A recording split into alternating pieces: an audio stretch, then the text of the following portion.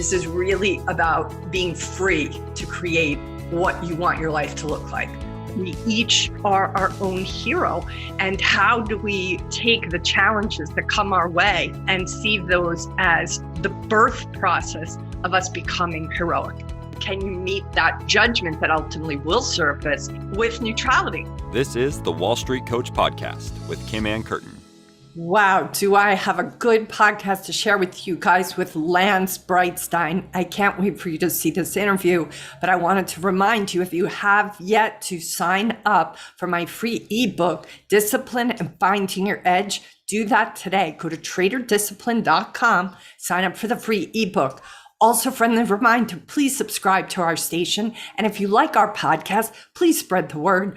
We are trying to get word out there, and we would love you to give us a comment, give us a subscription, click, and then you'll get reminders when we have new podcasts. We have such great guests coming in soon. I want you to see them all. Thank you so much for listening. All right, aloha for now. Welcome back, everybody, to the Wall Street Coach Podcast. Very excited today to have, the hottest trader that's out there right now with me. And he was the star of a recent podcast that Trades for a Cause did. There were a lot of stars in it, but he's shown pretty bright. Lance Breitstein. Did I pronounce it right? Breitstein, but we'll take it. Kind of like Stein, Einstein, or any of the above. Damn it. I really want to get that right.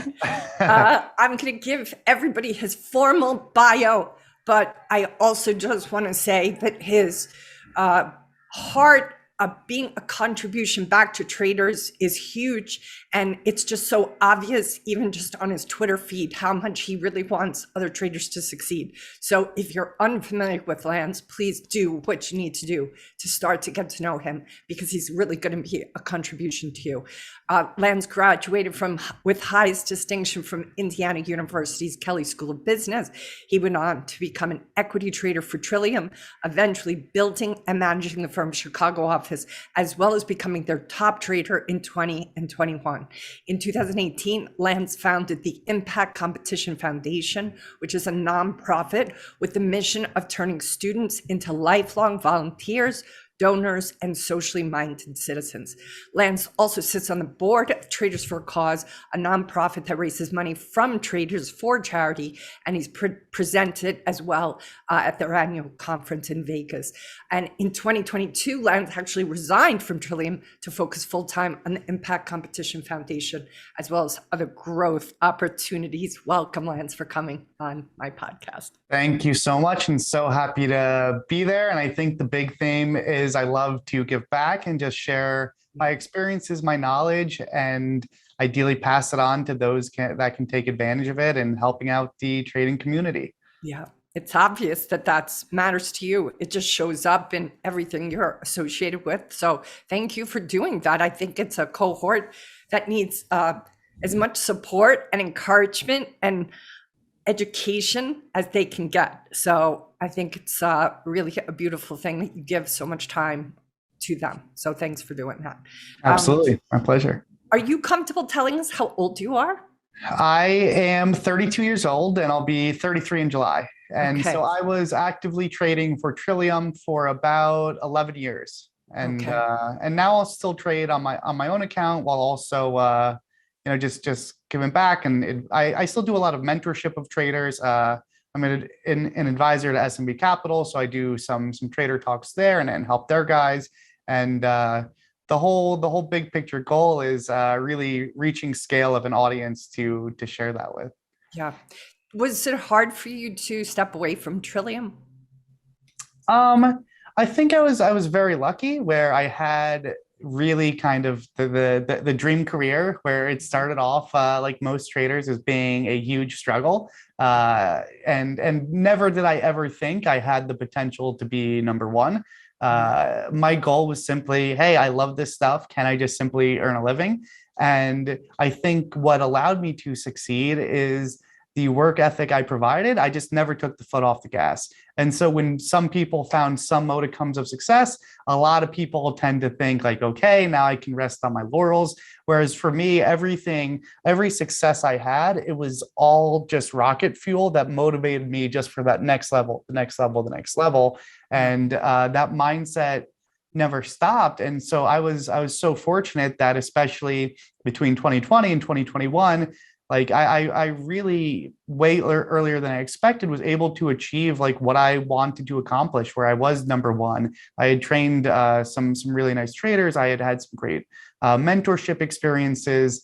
And at least with my personal trading, it was at a point where it's like, okay, like, you know, I've everything can be refined and optimized to infinity, but the marginal utility after a certain point was like, look, like I've refined my systems. I've tested myself in all types of markets. I've traded the craziest days out there. The amount I'm going to incrementally accomplish or achieve or do here is limited, whereas the world is so big. And I think like out there in the rest of the world, the impact I could have on is undecided and infinite still. Yeah. And so that really was what led to some of those decisions. Let's just talk about that work ethic of not taking your foot off the gas pedal. You were quite young, right? This is presumably 11 years ago. So what do you attribute that work ethic to? Yeah. And so I think everybody probably has is some consequence of their upbringing and everything else. And well, my family was probably the typical middle-class family where you see your parents work their ass off and you see what struggle looks like and you see the importance of money and education and everything else. And you say to yourself, like, man, like I don't want to work my ass off forever. And so like work ethic from a very young age was imparted upon me. And I remember like I was the person where even in high school, if I was lifeguarding or something, I was not the person working 10 hours, 20 hours. I was doing 40, 50, 60, 70 hour work weeks because it was like I wanted the financial freedom even as a young adult. And by the time I got to college, it was one of those things where it's like, look, this is the time to take things seriously. I maybe goofed off a little bit in high school, but it was like, okay, like the future is coming. And I just knew like anything you get in life is the consequence of the work you put into it. And the beauty and the appeal of trading so much was the ethos appealed to me in that sense, in which trading is so much the input you put in is what you get out of it. And there's so many jobs, and I see my friends at these jobs, you can be the best at your job, or you could be the best at your company, or you can work so many hours, you can do all these things. But if it's a job that doesn't reward that, it isn't, it isn't the place to be. And so part of the beauty of trading was I knew like, Lance, like if you think you're going to work so hard, if you think you're so competitive, if you have this chip on your shoulder and you think you can outperform everyone, then go into an arena where that kind of makes a difference. And to this day, that's the beauty of trading. That is particularly the beauty of day trading and prop trading, is even more so than being a sales trader at Goldman or whatever else. It's where the rubber hits the road, and it's that trial by fire at a very young age. And there's no team to hide behind. There's no desk to hide behind. You are your account, and that is all there is. So I'm going to just ask maybe a complicated question, but for those people that are not afraid of hard work, we both know that you can work really hard at trading and still not get ahead. So how would you recommend to a person that what's the ruler they need to measure themselves against, in addition just to work ethic? What else are the qualities they have to be sure they organically bring to that? Yeah. And so it's like the saying goes, where you can work hard, you can work smart. And so I think where the magic really happens is when you're working smart and working hard. And so it's true that it's not as simple It's not as simple as just simply working hard. If you're putting the hours in, but you're putting the hours in an ineffective manner or in an area that is not going to pay dividends, well, then guess what? You could work 100 hours a week. It's not going to do anything. And I think what people fail to notice is, yes, there's people out there that work a lot of hours, but they're also probably the people putting it into these successful places. So the analogy I always give is, if you're an intraday trader, you can spend 100 hours a week reading analyst reports, but guess what? You're doing work. You're putting time and effort in, but it's not the right kind of time and effort. And so would I rather have 100 hours of analyst reports, or would I rather have 10 hours a week of just somebody reflecting on their trading, journaling, doing a daily report card, reviewing, watching videos of their trading? And the 10 hours a week used intelligently will get you somewhere. The 100 hours unintelligently will not. And so I think what separated me as a trader, and then also eventually as a manager and trainer of others, is I really focused on the meta learning. And I really spent the time to take the step back and say, like, okay, where is the most productive use of my time, and how do I want to spend it? And it's funny, actually, if you want a great example of this, one of the videos I'm going to be recording tomorrow at SMB is on my number one tip to accelerate learning as a trader. And what it essentially comes down to is I would record the tape of my trading. Mm-hmm. And every single day I was recording my trading, and I would condense each week down to a matter of like the 3 or 5 trades that were the standouts of that week. And so you take all this footage, and by the end of the week, I would reduce it down to 30 minutes or 20 minutes or 10 minutes. And so it might take people another week or a month or a year to get all those reps. But if I'm spending my Sunday afternoon, just a couple hours watching tape, I can relive that week 4 or 5 times very easily. So I'm getting what might have been 50 hours of desk time in a matter of an hour or two. And so I was just getting so many more reps than everyone else. And with some of the guys I work with here, we're talking about processing time. They're like, oh, I recognize the trade, but I'm too slow to process it. And I'm like, well, guess what? The best thing you can do is reps, because your mind starts to make the connections faster. You start to see things faster. And it's almost the equivalent of learning to drive the car. When you're a 17-year-old, you can't talk on the phone and eat a cheeseburger at the same time while driving because your mind's in overload, right? But if you're older, you're able to shave, put on your makeup, do whatever while you're driving, because your mind is connecting these things and it's on autopilot. It's almost like, like the RAM is able to process it all in the background. And so you can hold a conversation while you're driving. You can merge on the highway while the radio is playing. And so what we're really doing as traders is we're building an environment where you can simulate the real-time most important reps, right? Because like when you do this practice, you're not replaying yourself driving on an open field for 4 hours. That's not the stuff we care about. I want you to replay the video of you merging on the highway where somebody stopped short, and those most important minutes, we're getting reps and reps and reps and reps, which accelerates everything.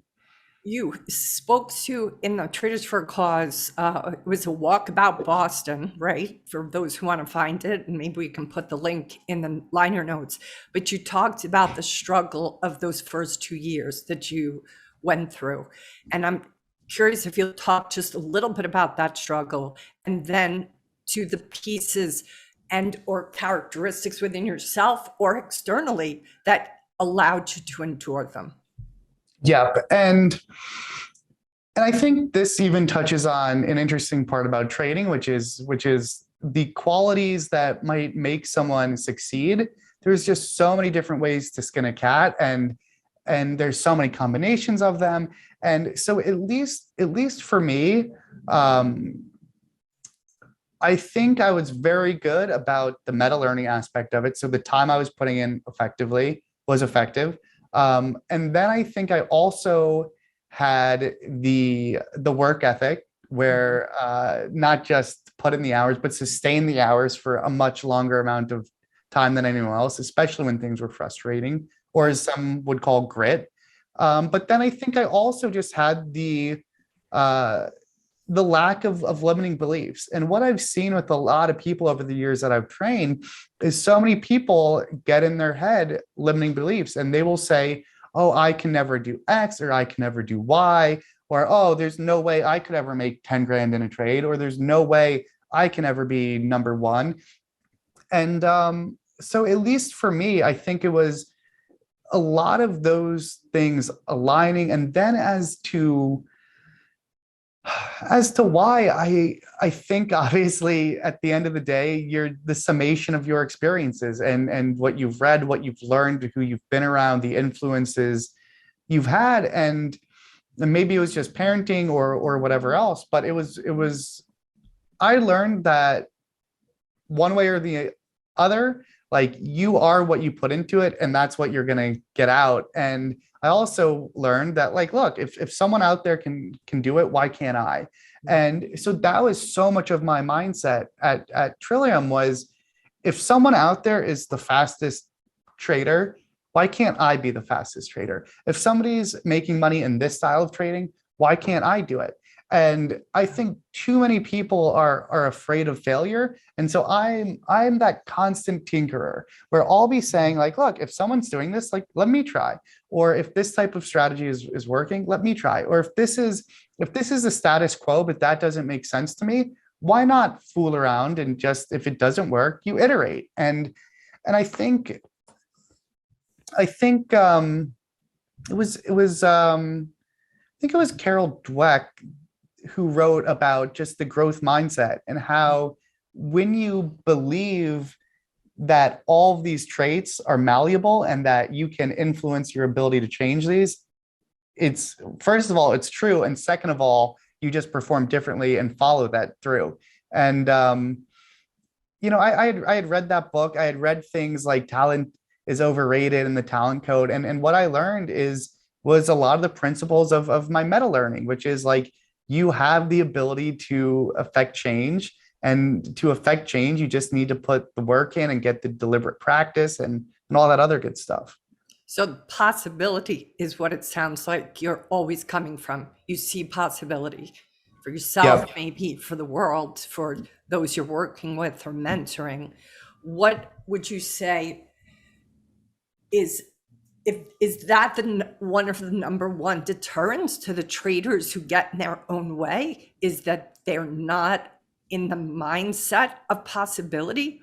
Or do you find that it's really technical ignorance? I think there's a million and one reasons why someone can struggle or fail. Yeah. And you want to know what I think is kind of a Lance theory in a way, is people want the simple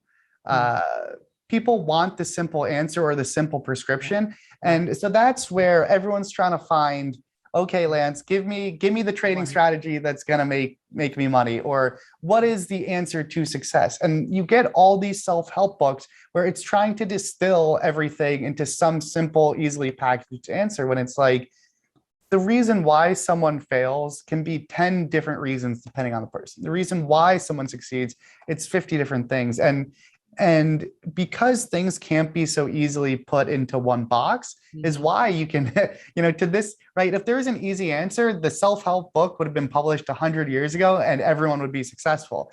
And, but that's also what makes it exciting, right? Is that's what makes the journey so amazing, is just because someone does something one way doesn't mean you can't do it the other. And you're going to get people that will say, oh, if you're doing a startup, never ever compete based on price. Right. But then, you're going to find people that had their success solely based on price, and they were able to cut costs and offer the cheapest product. Right. And so there's just so many ways to find what works for you. But I think the real commonality is precisely that. Like, people find what their unique strengths are. And I think you actually want to know a great analogy, right? Yeah. Is, for starters, how did I end up day trading?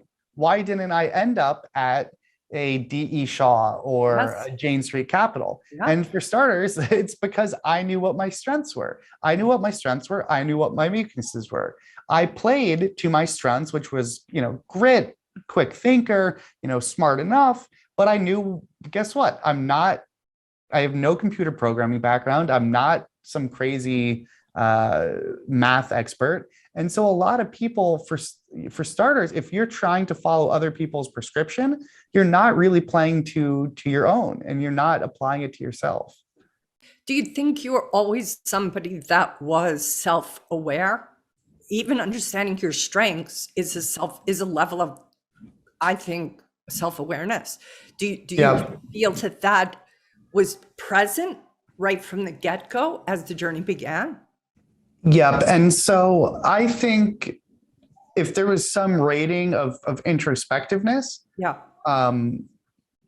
Versus the broader population, I think I would without a doubt be in the upper decile, if not percentile. And if I were a betting person, it wouldn't surprise me if a lot of the people that kind of see these things differently or achieve these things differently probably do so through introspection. Like my question for you actually is, would you agree with that, where most of your guests and the people you work with or mentor, would you say they all rank high in introspection? Because I think otherwise you don't really come upon these answers or ask the right questions if you're not doing it. Agreed. Yes, they definitely are. They are also willing to see themselves as cause in the matter, if you know what I mean. They see themselves as, what can I, yes, I have to learn how to trade, and I have to understand, though, how I am going to view that, because my lens is impacting even what I see. Yep. And I think it's so important where people are very afraid of viewing things objectively. People are very afraid of acknowledging their own weaknesses, but paradoxically, it's like acknowledging your own weaknesses allows you to have a better outcome or pursue a better path. And that's almost still like the issue with trying to find, like, hey, what's the right path for this trading or that trading or this success or that. It's like, I can give you my path, and you can say, oh, that's the worst advice ever, it doesn't work. And it's like, of course it doesn't work, because it's not your path. like you need to do the introspection to figure out what's going to work for your strengths and what you're trying to achieve. And guess what? If your goals and values and priorities aren't the same as mine, you're never going to want to end up in that same place anyways. Exactly. And I think part of the reason that happens, it's hard to look at yourself objectively, is because they're not looking at themselves objectively. They haven't, people, all of us, me included, tend to make ourselves wrong when we see the ways we're maybe costing ourselves or not showing up in the way we hope to. And that, I think, is part of why it's so hard for them to look objectively. It's like, well, if you're going to make yourself feel shitty about yourself, it's really hard to go into change. You just, who wants to be with the shame, right? So part of my advocacy is, how do you look at yourself neutrally without judgment, so that you can change, so that you don't feel so ashamed about making a mistake or making lots of mistakes that you don't, you can't even focus on the change because you're just so busy feeling crappy about yourself, Yeah. So do you feel that your ability to be objective over those difficult years included that? Like, I'm just curious of your mindset and that self-talk. Do you believe that your self-talk is something you were conscious of and was more encouraging, as opposed to making? What's funny is, I think you find people that are, I think we all have friends that are the euphoric, irrational optimists. And then you have friends that are the pessimistic, most negative, they're not good at anything, nothing will ever go right. And I think a lot of science literature is showing that you kind of need both. Like they both roles serve their purpose in society and evolution and everything else. But I think if you were to ask me, like I think there's some sweet spot, and it's much closer to optimist than neutral. But it can't be so optimistic that you lose realism. Yeah. And so what does that really mean in practice? It means that like I was very much so aware that I was struggling. I was very much so aware that if something didn't change, I wasn't going to make it. And I think what happens for a lot of retail traders is they get caught on this dream, and they know this dream can be very, very hard to achieve, and struggle is part of it. And then they aren't realistic to their progress. And so I think with anything you're trying to achieve, you always need discrete objectives. You need a discrete objective, you need a timeline of which you want to accomplish that objective, and then you need your strategy for getting there. And yeah, it's iterative. You always need to improve that strategy, but it's like, and this goes back to being introspective and reflective. It's like, if you're not taking the time to map out that path, so much of this stuff, if you're just moving haphazardly, you're just never making it there. And you really just need to set out, I'm at A and I want to end up at B. This is the path I'm going to get there. And look, I'm an optimist and I'm going to keep pushing and it's going to happen.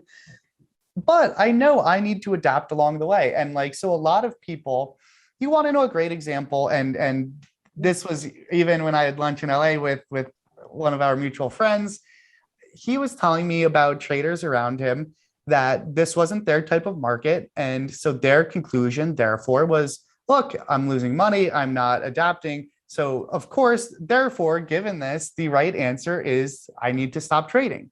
I need to go to the beach. I need to take the couple months off. And I'm like, wait a second. Like, look, without question, taking time off is better than just irrationally losing money and doing strategies that don't work. But I'm like, it's not one or the other, because this trader, our mutual friend, his conclusion was like, yeah, I think I should also be taking the time off. And I'm like, whoa, whoa, whoa, whoa, whoa. I'm like, I'm going to blow your mind right now, but there's actually a third option. That third option is not trading your current strategies and losing money, not taking time off, but using this time to learn and adapt and evolve and build new strategies. And so what I'm seeing, whether it's with some of the traders I mentor, just in Friends or SMB or wherever, is it's a different market regime right now. And the people that haven't adapted need to. And the only way that happens, though, look, there will always be bear markets. If your answer to a bear market is I'm going to go to the beach, well, guess what? You're missing out on a huge amount of P&L, right? And some of the most opportunistic days can happen during bear markets. Just because you have one type of strategy doesn't mean you just sit out if it's not in play. What it means is you learn the other type of strategy. And I think going back to some of my strengths, right, is I was just so open-minded to there's money somewhere, someone's making money, and I'm going to find it. And so if we're in a hot IPO market, then I'm studying the IPOs. If we're in a hot low float market, I'm studying the low floats. And whatever it was, I'm just studying what's working. And so one of the beautiful things about being in a firm is you're surrounded by 50 or 100 or however many really smart people. And out of that group, someone's usually making money somewhere. And so then you can, like a lot of the guys I was advising today, I was saying like, look, you're struggling. Who are the people that aren't? And it's true for any industry, any skill set, anything. You're struggling right now. Who are the people that aren't struggling? Who's succeeding the most? What are they doing differently? And how can you adapt? And it's such a, it seems obvious, but a lot of people don't take that step to say, look, what is working and how can I don't know if people are afraid that it feels like copying, or maybe it feels like cheating where you're not allowed to. I'll tell you what they think it is. And this showed up, even you put out a tweet that we were going to have you on. Some of the questions actually on Twitter were, what happens? They've spent all this time mastering that particular style.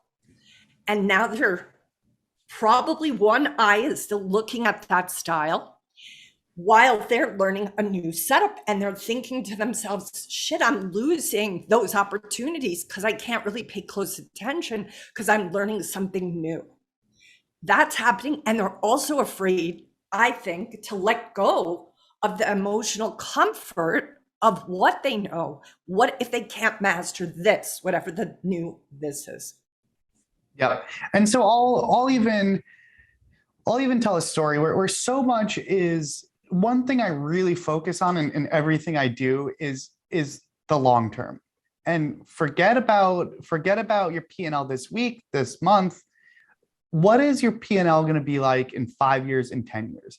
What are the actions you need to do to maximize it over the long run? And so one trader I'm good friends with, he was very exceptional at news trading, but my style was very much kind of different from his. And he saw that there was a lot of scalability and other money out there. And so pretty much he started to learn this other strategy. And there was an opportunity cost, right? You're no longer refining your current strengths. You're no longer putting all your focus into that. And he had a tough year, right? Not even a tough day, not even a tough month, a tough year. But guess what? He eventually built that skill set, and that skill set has been particularly applicable this year. And so this year, he's had, especially a couple of weeks ago, he had a massive, incredible win, a win that probably was a good chunk of his year normally in one day. And that only came from him paying the dues over such a long time. And to his credit, a lot of people, what they start to do, and this is my favorite thing in the world that tends to happen, is people will start to put in the work. There's always learning pains. And so once they do the learning pain, once they experience the learning pains, they don't see the progress and they lose faith and they quit. And so my favorite example, right, is say with dieting or something. It's the people where it's like, I haven't seen the change in the mirror. I'm only losing a small amount each week. I don't see it. And so then you quit. And it's almost just like, imagine swimming across the pool. You're trying to get to the other side. You get halfway to the other side and you say, oh my God, I'm never making it to the other side. So I'm going to swim halfway back. And you say to yourself, you're like, man, if you just stuck with it, you ended up doing the same amount anyways. And so what happens is it takes a lot of faith and conviction and a lot of really wetting your mindset to the long run. And I think a lot of the best thinkers out there, that's the mindset they take. And because it leads to so many drastically different decisions than if you prioritize the short run. Because look, if you're trying to make money every single day or every single month, you might pass on that trade that you're going to lose in, but you're going to build a rep in. And so that might seem like the optimal decision each day in the short run. Yes. But what you're missing out on is that where you end up in the long run, you could have been so much better off. And I think like you hear it from CEOs, you hear it from athletes, you hear it from traders. The best CEOs are the one that say, look, I don't care about the Wall Street estimates. I don't care about playing that game. Like Elon Musk, he's not thinking about Q3 22. He's thinking about, 2032 or even 3032, yes. Right? And I think that's where the biggest advantage is. And so one thing Mike Bellafiore does a great job here is he doesn't have traders thinking about, oh man, I'm in a drawdown or I'm having a tough time. The market's changed and I haven't been able to adapt. What he has them thinking about is, look, the dues you're paying now, and the lessons you learn, how much will this benefit you over your whole career, your 10, 20, 30-year career as a trader? How much will this benefit you in all the future bear markets? You're not building these strategies for today. You're building these strategies for a lifetime. And it's so true where it's like, if you do that mindset and build it up, everything's cyclical. There will be hot IPO markets. There will be hot low float markets. There will be bear markets. And if you never take the leap though and pay those dues in the short run, you never experience the rewards in the long run. It's just a natural human bias. So what do you say to those who perhaps are going to use like the word that they don't want to quit their strategy, or that this is they just have to wait till their strategy comes back because that's what they're good at? I can see that argument appropriate in certain environments. What would you point a trader to assess that appropriately? Well, here's what I think is the funny part is most of the time, it really comes down to opportunity cost, right? You're spending time in one area versus the other. Everything's always opportunity cost. But the total ironic part for these traders is the whole reason why we're having this conversation to begin with and why you're even considering it is because your current strategies aren't working. You're about to just go to the beach for 3 months. So it's like, if your opportunity cost is zero anyways, then what's even the argument here? And then look, if your strategy, if in 2020 you trade a lot of volatility and crazy stuff, yeah, that's not really the time to learn other stuff if it's like the heyday of what you're doing. But guess what? If right now things are slow for what you do, or non-existent, or negative expected value, there's no better time, because your opportunity cost is zero or even positive to learn this. And so that's where, look, I'm not saying there isn't an opportunity cost. You should always be learning other things at every given time. Sometimes the best thing you can do is optimize your current strategy. You know, if you short low floats and these low floats are just melting to zero in a straight line every single day, you want to focus on your sizing and how to push, and how you can add to this and spot more of your setups. But like, there's times when you press and there's times when you diversify. You know, it's the same as anything else. Yep, for sure, for sure. I think also the ego can get bumped and bruised in these times, and it's hard to be, the master of the universe for a period of time and then to not be. So is that something you've ever gone through yourself, where you had a strategy that was killing it?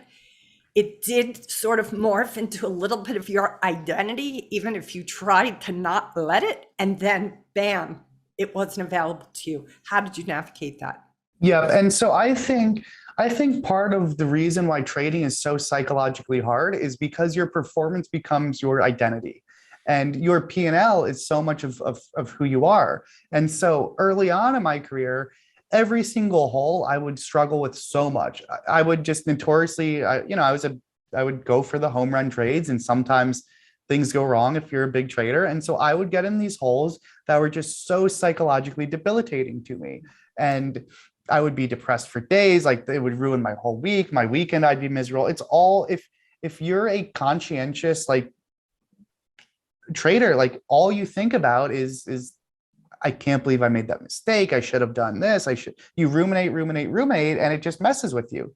And I think part of that process was I eventually learned that all those mistakes, all those holes, first of all, I always made it out of them. And like, after enough experience, you start to have faith, where it's like, not only will I make it out of this, but it's these losses and these mistakes that make me a better trader.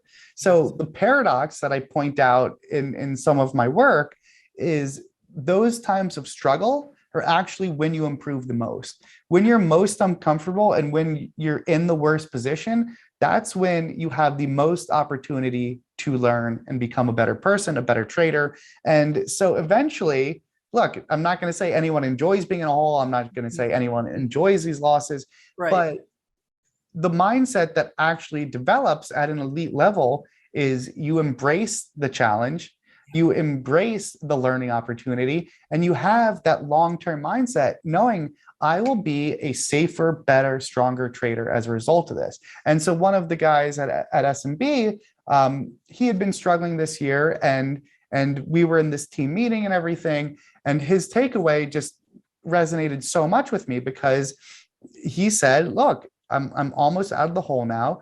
I learned, it was a tough time. It was my first big hole, but I learned about stoicism. I learned about how to deal with adversity. And he's like, I am going to be not just a better trader, but I'm going to be a better person because of this, right? And if you were to ask, like, in the moment, if you could undo that loss any single person would say, I would give anything to undo this loss.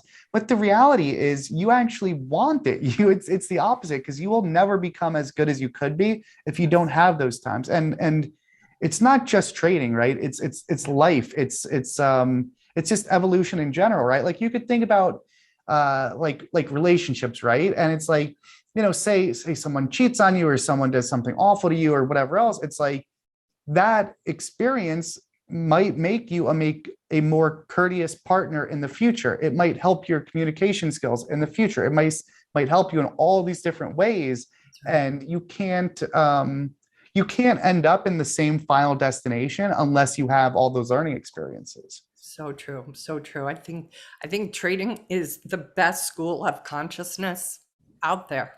It's going to force you always to be with the hard to be with things. That's just going to up level you as it gives you the opportunity to become as conscious as you could possibly become, because it's, so unpredictable and never ending. Yeah. And there's some weird rule of life where, for whatever reason, generally the more difficult and uncomfortable something makes you, probably the more valuable it is. Whether it's having that hard conversation or doing the difficult project that you don't want to do, or doing the difficult reflection, or whatever the case may be, it's so often those things that you dread that are actually what you need the most. It's what's leaving your comfort zone, right? And look, it's easy to go to the beach, right? That's a very, very easy answer. It's very hard to have beginner's mind and start from scratch learning a new strategy when your current one doesn't work. That's right. I'm a huge Joe Campbell fan, and he has a great quote, and he says, "The cave you fear to enter is where your treasure lies." Yeah, it's like being willing to look at that scary dragon, but it asks a lot. We have so many questions from Twitter, but first, Lucas, please, I know you have questions, so let me be quiet for a minute. Well, I'm going to try to address a couple of the questions from Twitter and maybe wrap up at least something, maybe combine a few into one. And we'll see if it might be multiple questions, but it goes along the lines of the meta learning. And with, you talked about like maybe watching back tape of especially like the most those wins that you had. Do you also do that for your losses? Like, did you do that early on for your losses as well? Or did you primarily focus on what was working? Oh, it was absolutely P&L agnostic. It doesn't matter whether I won, doesn't matter whether I lost. What were the most important moments? And guess what? If I can avoid a loss, that is just as good as making a win. Probably even better, because it's less depressing when you avoid losses. And so I would solely focus on what are the moments from that week that will give me the most benefit thereafter to be watching. And it's something where it might not even be a trade opportunity at all. It could just be something interesting to spot on the box, right? So maybe I didn't even trade the ticker. Maybe it's not in my playbook. Maybe I never would have traded it even retrospectively, but it's like, oh, wow, like look how this might have bottomed. You can see this buyer come in, he starts to refresh and everything. Then he drives it higher. Like those couple minutes of tape signifying that bottom, even if it's a missed opportunity or nothing, that might be just super valuable to replay for me. Okay. And I guess along similar lines, I think a lot of people were asking about back testing, and I'm wondering, and you responded saying basically, I'm not an expert in back testing and I never did a lot. But I think also people were asking about how you know when to like really size into what you consider like A++ opportunities. And I feel like maybe that's where people are kind of conflating those ideas. And I'm wondering just your take on it. And if that was because of those reps you've put in, or how did you notice that for yourself? So that's a great question. So there's a couple things, man, there's a lot there. So for starters, I find backtesting intraday strategies quite difficult because there's just so many different nuances. And if you're trying to do some generalized backtest, you can just have so much data that gets conflated with other things, and you might just miss all these opportunities because ultimately there's so many nuances, and to backtest some of these are really quite hard. And what I would say is more important to me, look, if you're a quantitative trader and that's your whole system, then of course that makes sense. But I think for the average intraday trader, or just really most traders, what was way more important to me is having a framework and a lens for how I view price action. So essentially, I have some basic principles, right? And that might be I want to be with the trend rather than not with the trend. It might be the greater the change in price over time, like the faster something moves, the more likely something is to mean revert. Or it might be that a bottom is signified by a huge volume capitulation. I could have all these principles that allow me to build this framework. And so what that allows me to do is, if I had a whiteboard right now, I could draw 10 different charts for you. And based on every nuance in each chart, I could tell you how this becomes better or worse for my system. And so then the real question, of course, is does that theoretically line up with reality? And so the issue with backtesting, right, is because, like, how do you necessarily backtest things like, what did the box look like? What did the intraday look like versus the daily chart? What was the rest of the market doing? What was the liquidity like? There's just so many different nuances. But what I can do is theoretically is know what my lens is and rate it according to that lens based on all those things, and be like, if this is a 10 out of 10 chart and this is a 1 out of 10, we were a 7 out of 10. And I can do that for all my different variables and get like a rough setting. And so, like, people ask, like, how would you know about this? And so I never had super hard data, because, like, if something is based on my framework, a screaming buy, like, I would know I can't weight that the same as just something that barely meets the criteria. It's just totally different trades. And so where I do think data is valuable is then, of course, studying the data on your P&L and your trades, which is very much not backtesting, right? Backtesting leads to a lot of analytical errors. But what you can do by analyzing your own performance data is say, I know I'm making money in this. I know these are my best trades. And so all the data analysis I would really need to do is say, look, this is where most of my P&L is coming from. This is where most of my losses are coming from. These are all the qualities I look for in the A pluses here. And what I found is that in the long run, my framework, you start to refine. It's like getting fitted for glasses, where they change the focus a little bit, they change it. And, like, you make these little tweaks and you say, like, oh, wait, like, if I'm fighting and I'm buying on the front side, I end up losing on 4 out of those 5 lots. And it might look like I'm winning, but I'm really just winning on the ones I'm buying after the turn. And so that's where most of my data analysis would be, and not so much on backtesting of the strategies, because it's just too nuanced. Does that kind of make sense with all that? Yeah, absolutely. I feel like that is people are really going to like that part, because I think that you answered a lot of questions, and I think a lot of people don't know what to study, and, like, from that perspective. And so I feel like that really helps narrow things down to where, once you know all that, it becomes like, that's what being a great discretionary trader is like, you don't really have to think about it a lot anymore. And yeah. And it's like, there's some things where it's just, if you have that lens, okay, let's say Bank of America is at $35, then in 2 minutes, it's at $26. Guess what? I don't need to run the data. I don't need to know how the strategy, I don't need to do any of that, right? I know that Bank of America is, so let's even break this down as a trade, right? So Bank of America, right? Huge, massive market cap stock. It's a financial institution. Financial institutions are very, very boring. It's hyper liquid, trading millions and millions of shares a day. Banks tend to not have news. Even if they do have news, like, let's face it, I've never seen a bank move 10 points in 2 minutes anyways on something like that. And so you can say, like, okay, given that framework of how I assess this, if Bank of America were to go from 35 to 25, that would be a massive buy opportunity. And then you can start to suss out each of those variables. I can say like, the large market cap's better than small. And you can really do this across like all types of strategies. And so the way I would systemize, so that's another thing I'll clarify too, is people always ask like, how do you build a system?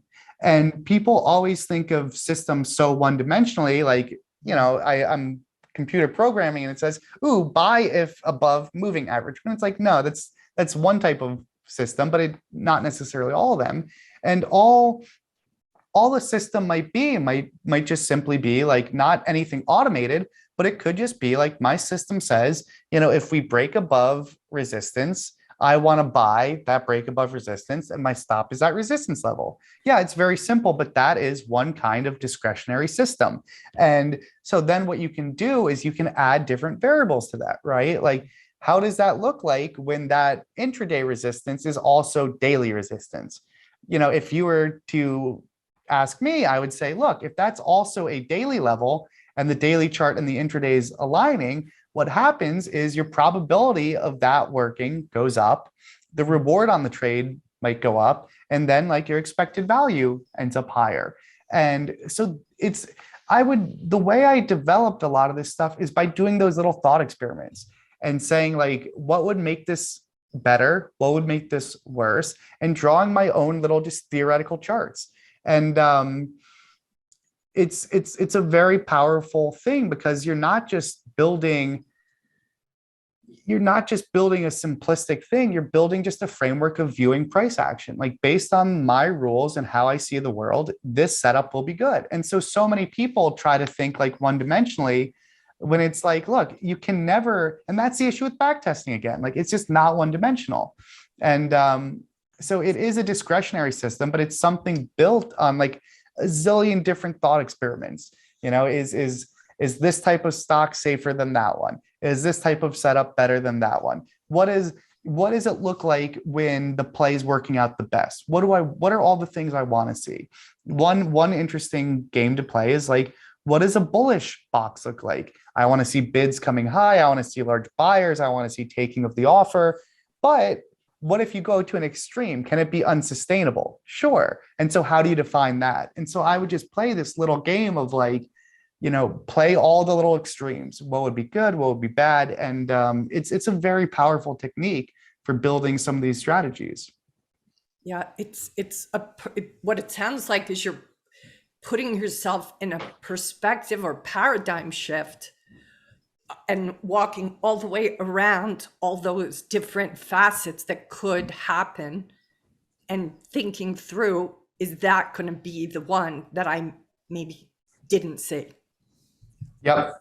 And I think even a lot of that always comes up is, and with mentorship or otherwise, is just game planning the realm of possibilities. And I think that type of thinking is definitely a skill set, and it's a skill set you need to develop. And I'll be in these meetings and I'll be like, okay, like, so what were the possible ways this could unfold? And initially someone might just give you two answers. And then you start to kind of tug on the threads and say like, wait a second, like, is it just two? Can you think of any more? Then after enough thought, they say 3, 4, 5. And so I was in a meeting recently on last week, there was kind of like that tech bottom in some stocks.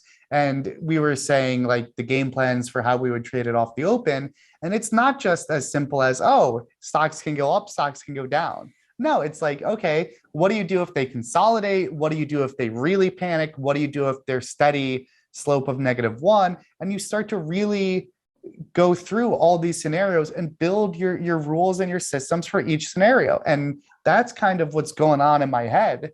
And most people do a lot of this just intuitively, but I think the next level that really helps is when you actually write down those thoughts or articulate them. Yeah, very powerful. It's such an important distinction, and just that phrase that you used, that one dimensionality. I think it maybe just be on the lookout if you're approaching it with one dimension. How do you get yourself into multiple dimensions to really be able to see it?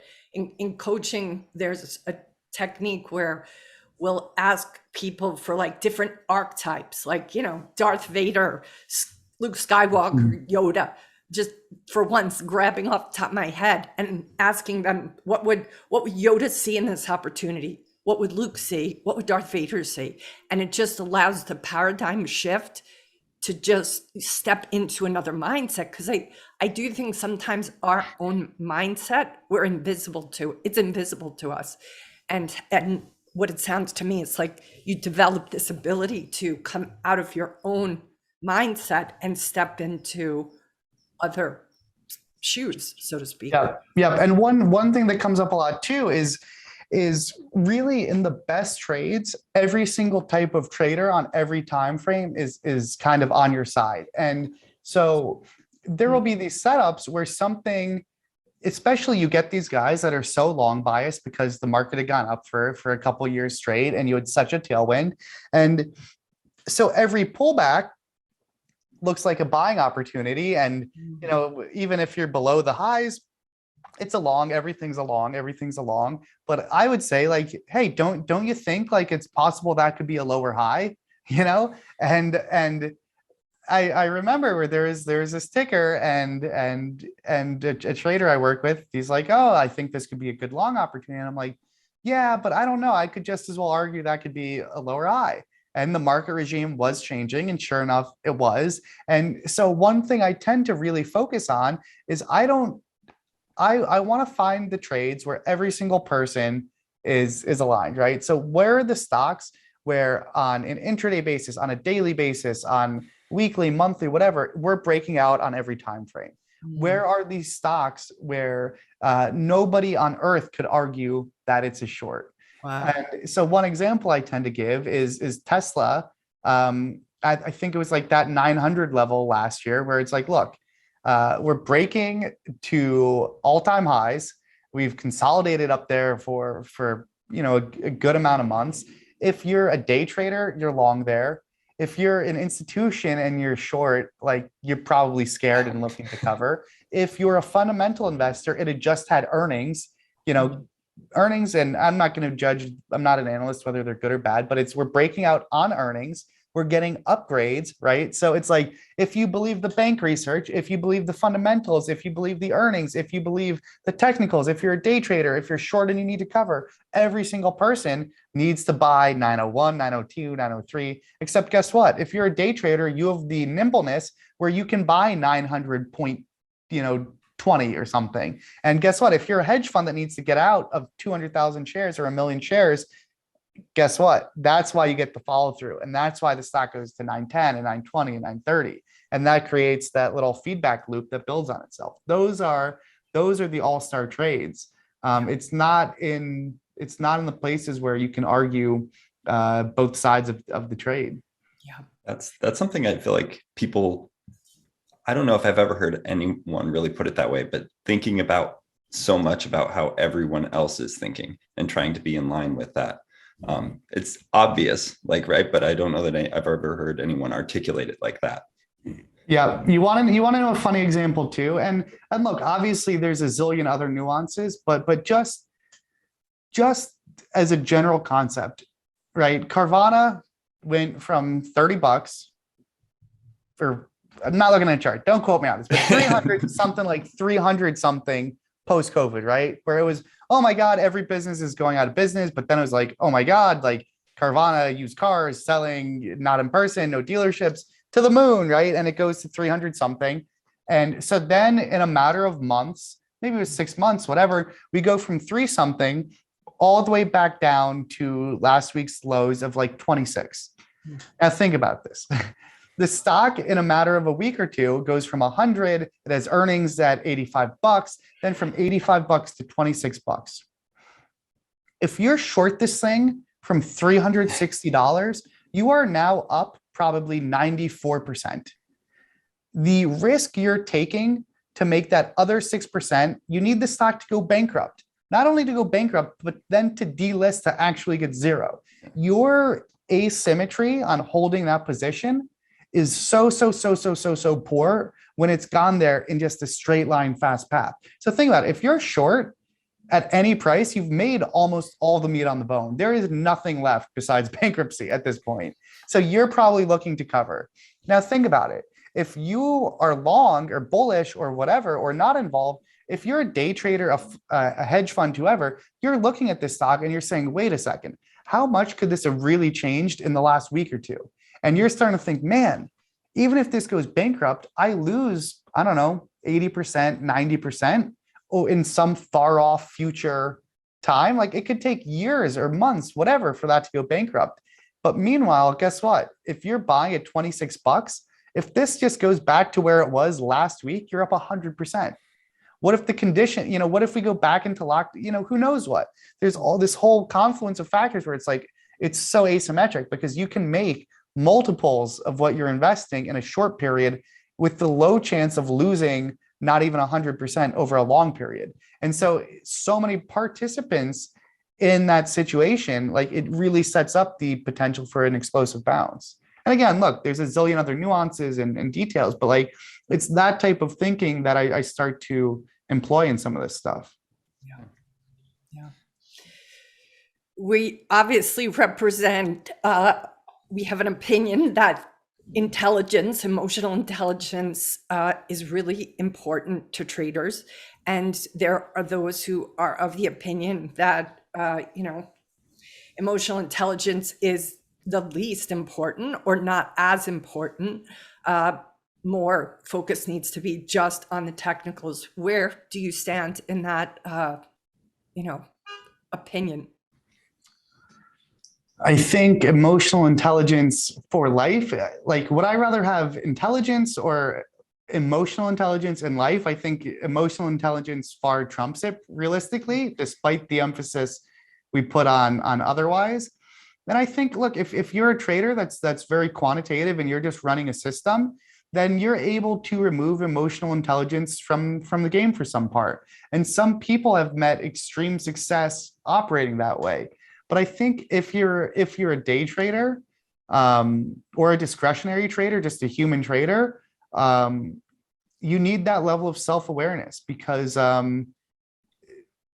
otherwise, like I would say, here's the other thing that I think is a common mistake is a lot of beginners overly focus on psychology and the emotional side of things. And they think, I'm over trading, or I don't have the right mindset, or this or that. And it's like, look, for starters, 90% of beginning traders, you just don't have any edge. You just don't have a system, right? And it's like, until you have that down, none of the psychology in the world is going to help you. Mm-hmm. But I think as you gain more experience and more skill, that's where the weighting of psychology matters. So I think at the very elite level, if I ever had a losing day pretty much, or a bad day, that generally was, most of my worst days were due to psychological biases and me breaking my system.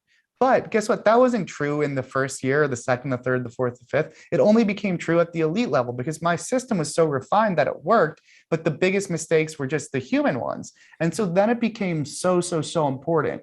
But I think the real winning of emotional intelligence isn't seen on the charts or the P&L curve. I think the real benefits of emotional intelligence just come in life. And it's like, it's the people that are able to win people on their side. How can you befriend everyone? How can you help your mentors be invested in you? How can you find mentors? How can you build a support group that will give you the resources? How can you find the network that will care about you? How can you have the friendships and the relationships around you that will empower you to do all these things?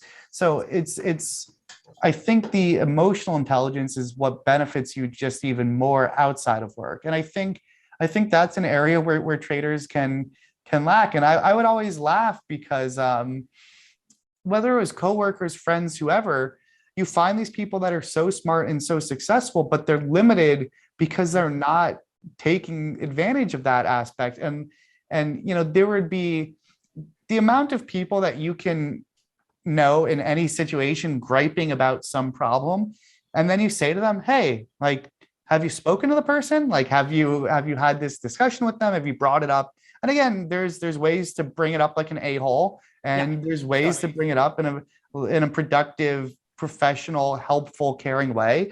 And first of all, probably, yeah, bringing up like an a-hole, probably not good at all. It's better to do nothing. But like what people miss is like just about any issue can be resolved when handled appropriately. And I think a lot of people that get so, just because trading's such an insular job, people way underweight these skills. And it's like, the world isn't fair. The world is relationships. And it's like, and I would just see it with my own guys and in my own experience. It's like, look, you know, like there is always a personal game, and people think, ooh, it's trading, it's all your P&L, that's all that matters. And it's like, no. Like you can have all the P&L in the world, but like if you're doing it the wrong way, you're going to be left out to dry very, very quickly. And I think, yeah, that's probably just such a big bias of traders in general, is that emotional intelligence can take you so far in so many aspects of life. Well, thank you for seeing it that way. I agree, not just because it's my business, but it's because I try to strive to live that way.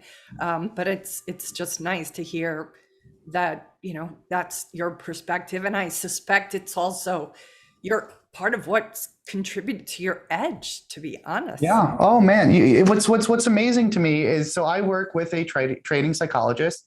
Even though what's funny too is we actually never once discussed trading strategy or anything, because it really wasn't what I needed help with. A lot of the things are the emotional intelligence things. And I always laugh because as traders, we have so much leverage, right? If you make one better trade, it's going to pay for itself. And look, the guy I use is incredible. He's extremely talented. He's got an incredible resume, and he's expensive.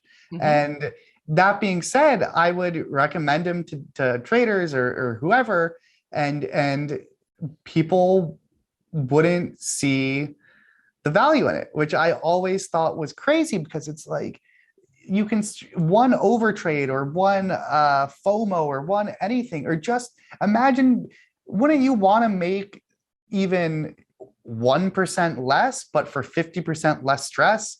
And so many people, it's one of those things where psychology is, it's almost a struggle in itself, because the people that are introspective and care about this stuff and see the value of it are probably the people that need it the least, because they're already doing these reflections. Yes. But the most tone deaf people and the least introspective people that need it the most are the ones that would just never ever do it anyways. So it's, and I'm sure you can probably speak to some of this stuff, and like, yeah, I don't know. I mean, how do you end up, or how do you think, like, aren't most of the people you work with the ones that want to be helped anyways, and the people that need it just never seek your help or listen? Probably. How many people just don't even listen to advice you give because they're closed-minded? They don't come to coaching. They just don't come to coaching, or they come into a conversation simply because of a referral from another client who will probably have combated internally those arguments, and then they speak to that colleague or fellow trader, and then they make the case for it. But we don't get a lot of people calling us that we have to talk them into it. It just doesn't work. I just don't think people come here. But the concept you're speaking to, it's an kind of a mindset of penny wise but pound foolish. Yeah, right? 100%. It's like, oh, this is so expensive up front, but you're like, well, let's think about what this saves you in the distance. But part of that, I think, also is a scarcity mindset, right? That penny wise, pound foolish, to me, is informed by scarcity. So let's just talk about the concept of scarcity and greed for a minute, because it's inevitably going to show up in a trader's experience. And even one of the Twitter questions, if I'm remembering correctly, talked about somebody, you'd advise them to fight that greed, especially because it feels to me, you have slayed that dragon, especially that you, even at such a young age, were willing to leave Trillium and put your focus into your nonprofit. So you've clearly wrestled with the demon of greed. I'm curious, was it a bloody battle? It's hard, right? Because as a trader, as a talented, as a very good trader, the opportunity cost to do anything is enormous. So you end up in this very dangerous path where you can be the trader that's at the to the detriment of your health. You are sitting there trading, you are sitting there sedentary, you're skipping the gym. In 2020, 2021, there were days where you can be trading at 5, 6 a.m. and trade until 8 p.m. And obviously that's unhealthy, and the cortisol and the this and the that. And so for me to make that decision, it came at a massive opportunity cost. Yeah. In theory, it came at a massive opportunity cost. But, and this was some of the stuff I worked on with my performance psychologist, was it really only depends what your value set is, right? And if you're solely operating on a financial set of values, then yeah, maybe it will have an opportunity cost. And look, if I was going to resign, and every time something big in the market happened, or anytime I missed a trade, I was going to say, oh my God, like I can't believe that I could have made so much money, then I was going to drive myself nuts, right? But my values weren't monetary. The reason for my decision to want to pursue other options and focus more on my philanthropy and giving back and helping others was because my value set was I have enough, right? And I think so many people, that's the power of greed, is no matter how much you have, there's always more. And one thing, this is one of the things that drives me nuts the most, is everybody wants to minimize, and they will say, like, here, you want to know what's considered rich? Anybody with more money than yourself. And Yeah, that's exactly. that's what the mindset is. One of my favorite things that I saw is some cartoon where when you're driving on the highway, the person driving 1 mile per hour faster than you, you're like, oh my God, look at that lunatic. Jesus Christ, like somebody pull that guy over and give him a ticket. Then the person driving 1 mile per hour slower than you're like, oh my God, like this old hoagie, get the F out of my way. Like, how can you drive so slow? Wake up. What's wrong with you? And it's so true, where with money, it's just, it's a seductive siren song, and there's always someone with more, and there always will be more. And there's always the Joneses if you keep on playing that. And that's why the value game is so important, right? Because if you know that this isn't my value, there's really scarcity of only one item. That one item is time. And look, nobody knows how much time they have. Guess what? Do you know what Buffett's willing rate for him to buy back a year of his life? It would be it would be ludicrous. He would give anything. I know he hasn't said that publicly, but let's be real. Buffett would give back any amount of money to be 32 years old again. Yep. And what I realized with all this is, like, at a certain point, you're not going to make any more money that will meaningfully change your life, but there are things that will. And whether it's enjoyment, whether it's giving back, whether it's making an impact, those types of things were extremely important to me. And I realized that that emotion of greed is so powerful. So now that I run my own nonprofit, you, of course, end up in the fundraising game where you're trying to get people to donate. And once you ask someone to donate, it creates this visceral feeling of fear and scarcity. And I know if you ask somebody, will you donate 5% of your paycheck? But if you have that in a serious conversation and you say, look, will you agree right now for the rest of your life to donate 5%? Pretty much nobody will ever agree to that. And why? It's not that they need that 5%. They just as well could have negotiated some salary that's 5% lower, and they wouldn't even know they have that. But it's this really emotional, visceral feeling of greed, but it's irrational. And it's that irrationality that makes these things so difficult, and why nobody's able to escape. And I think, like, what I learned is you need to list your values, you need to list your rationale, and you need to stay true to it. And what happens, I think, in the end, is when you do decisions that are true to yourself, you end up just with no regret in a way, because I've not looked back a single day, because I know what I'm doing now. I have the freedom, and it's the stuff that I value. And what's also interesting too is so often what you think you're going to miss out on, there's usually some solution where it's like, look, I'm still able to trade with my own account. I still end up even doing that super, super effectively and in ways that I otherwise wouldn't have been able to. And look, if I were to think only on the opportunities I miss, you're going to feel bad. But instead, I focus, and this is thanks to my performance psychologist, what is everything I'm gaining? You know, I was able to go to Hawaii for a couple of weeks this year. I was spending the winter in San Diego. I was able to meet these incredible people and these incredible networks that are helping me out in infinity ways. I've met the most amazing, amazing people that if I didn't do that, I wouldn't have been able to experience. I've been able to grow my nonprofit in ways I wouldn't have otherwise been able to do. And that's just in a matter of 6 months. What will that look like 6 years from now or 60 years from now? And it's like, I can tell you what the bank account, you know, it would look higher, but it's like, to what end? Yeah. And it's like, to what end? If my goal is to just give back and help people, it's like, why wait 60 years to give back when you can do it now? And so many people might agree with this logically, but when it comes to actually doing that, you're paralyzed by an emotion. Yep, for sure, for sure. So let's talk about Impact Competition Foundation, that which you're honoring your values to do. Tell us, what was the reason you started it, and what does it do to nourish you? Why does it make you so excited and happy that you're feeling this fulfilled with it?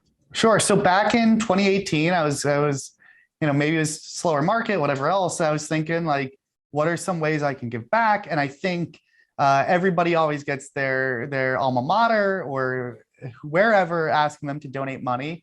And I was always a little bit resistant, just because you think it's going to this black hole and does it really matter? Will it make a difference? And I started to read up on these things and brainstorm. And I decided, like, okay, Lance, like if you refuse to donate because it's a black hole, then like, okay, hotshot, like, think up something smart that is going to be the most effective way to do something, because everybody else makes these excuses. So do something about it then. Love it. And so my solution was the impact competition. And so what we do is we host these little business competitions at universities, and the university each year partners with a different local nonprofit, and the students are challenged to solve the issue of that nonprofit. And then we provide the prize money and the seed money for them to implement that idea. So the first year at Indiana University, my alma mater, we tackled housing scarcity through Habitat for Humanity. And the winning solution was this amazing idea to build these tiny home containers for these students. Well, not for the students, the student solution for the community. And now if you fast forward all these years later, Habitat for Humanity of Bloomington, Indiana has used that model and actually has these tiny homes now. And it's amazing because the prize money and the seed money is actually quite small. But what we're really doing beyond figuring out these solutions is we're inspiring the next generation of students, and we're turning them into future donors, future volunteers, philanthropists, or just socially minded students. And so when I was in college, I never had any exposure to this. I didn't care, but the world is different now. And so we're showing these students that in their community, there's these issues, they're educated about them, and then they're tackling them in a very actionable, local, solvable way. And the feedback from the students, the community, the nonprofit has been incredible. So we're at Indiana University, we're at University of Chicago, we're at University of Maryland. We're about to sign Johns Hopkins and Micah outside DC. We're making good strides with Penn State and Northwestern. And it's this amazing concept because you're just touching so many students. Students and youth have the most enthusiasm. They don't see any limitations. They're always willing to iterate over and over and over again. They don't take it personally. So it feels like the perfect cohort to get them introduced and enrolled in solving these issues. They want them solved, but it sounds like this organization's empowering them in a way they have never been given the power.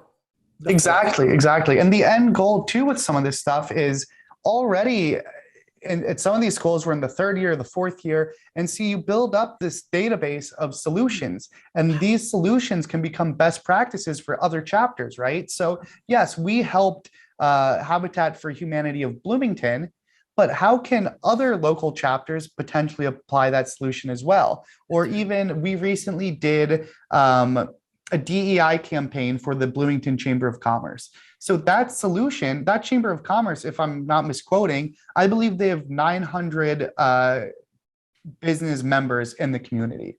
Wow. So that solution is going to provide a DEI training and education and this whole marketing campaign for 900 businesses. And it's really amazing what this could then look like if we get this to 20 schools, 30 schools, and coming from the trading world where a trade can be, you can have a 10 grand trade. It's not the craziest, we all know it's far from the craziest thing in the world. Right. 10 grand trade is a very achievable trade. And to think that like that one thing can fuel this whole competition and you can touch 50 student lives in a whole community, it's just this amazing concept, which is why our motto is compounding positive change. And I think it's something where this is a legacy where you change the world, right? And like my big gripe is so many people want to wait for the future, but as I always say, like, look, money compounds, but guess what? So does giving back. And who knows, right? If I was waiting until I was 90 to start doing these things, like what if the probably 5,000 students all impact in that time are going to change the world, right? And so like everyone wants to wait for someone else to do something, and everybody just wants to minimize rather than saying like, look, what can I do? What action can I take? That's it. And I think too, just the heart of the nourishment that one gets when they are being a contribution is massive. The just getting your need met to feel it. I think a lot of people do want to be a contribution. I think it's a need that they don't maybe have articulated for themselves, but when I always look to the way strangers will give other strangers directions. Almost never will you find a person who's asked for directions not have the time. They'll go out of their way to be that contribution. That to me gives me hope for humanity. Like if you are taking your time to give somebody really good directions, that means you do want to be a contribution. Give them a path how they can be a contribution. That's what it feels like you've done, is you're giving people that path to be able to really be that contribution. I think more people want to be, but they don't know how. And they also don't realize how good it feels. I mean, it's so incredibly nourishing. And the literature backs that up. Giving back leads to a lot of happiness. And really the book, The Life You Can Save, touches on all these psychological biases that prevents people from doing these decisions that do give back. And I think at the end of the day, like what makes it hard is, it does take some time and effort. But like every single person has the ability to do, as I say, you either have time, money, or wisdom. In some form, every single person, look, I know there's going to be some crazy examples. Someone on Twitter will yell at me, be like, oh, like this is, typical online, or somebody will be like, oh, the people in Ukraine fighting for their lives right now don't have it's like, look, I understand there's exceptions, it's not about, trying to minimize every single thing. But the point is that everybody can give back in some way, in some form, and they will be better off for it. But you just need to think of all the good rather than the excuses. Yep. For sure. One funny thing too, that is a great tie-in is, if I've learned anything over the training and the mentoring and everything I've done, and I'm sure you've seen with the coaching, is so often you can bring a horse to water, but you can't force it to drink.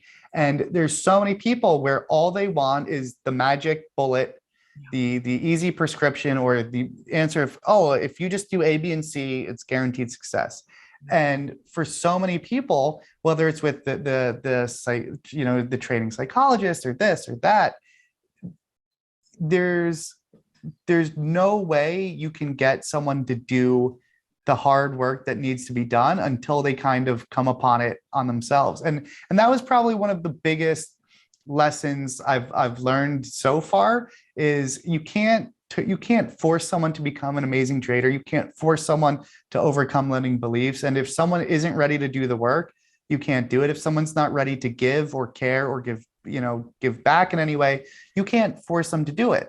All you can do is really rely on yourself to do the best actions you can take each day. And maybe that person comes around, maybe they don't, but in some way, you just be the best inspiration you can to others. And it just kind of filters and fragments and ripples through the universe.